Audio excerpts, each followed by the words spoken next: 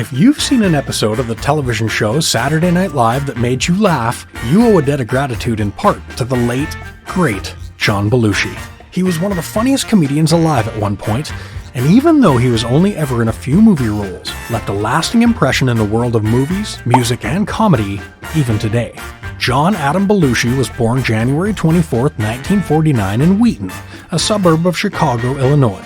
He was raised to attend the Albanian Orthodox Church with his parents and siblings, and Wheaton Central High School, where he would meet and eventually marry his wife, Judith Jacqueline, in 1976. Before that, though, John knew he wanted to be an actor. After high school, he appeared in some summer stock productions before attending college and graduated with a degree in 1970. His hilarious delivery, style, and attitude was enough to get him noticed by the Second City, an improvisational theater troupe, which would eventually be the starting point for incredible future talent like John Candy, Bill Murray, Harold Ramis, and later Tina Fey and Chris Farley, among many, many others.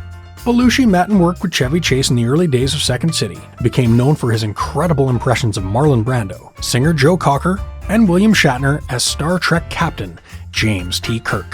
In 1973, he started working with the staff of National Lampoon and their off-Broadway production of comedy sketches called Lemmings. This brought Belushi to the attention of legendary producer Lorne Michaels, who would ask John to join the original cast of Saturday Night Live.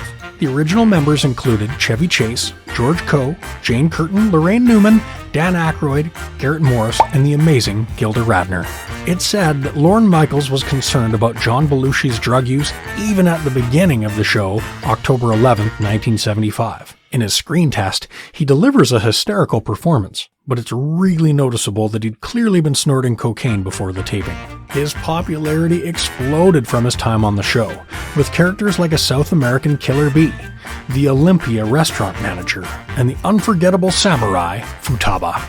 John Belushi achieved superstardom with his role as the drunken party maniac John Bluto Blutarski in the smash hit Animal House. It was directed by John Landis in 1978 and has been consistently voted as one of the funniest and financially successful comedies of all time.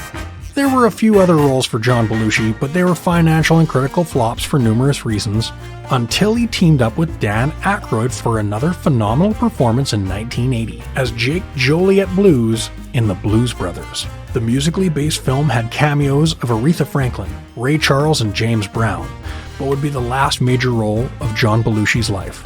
It's well known that John Belushi had a budget included in the film costs just for his cocaine.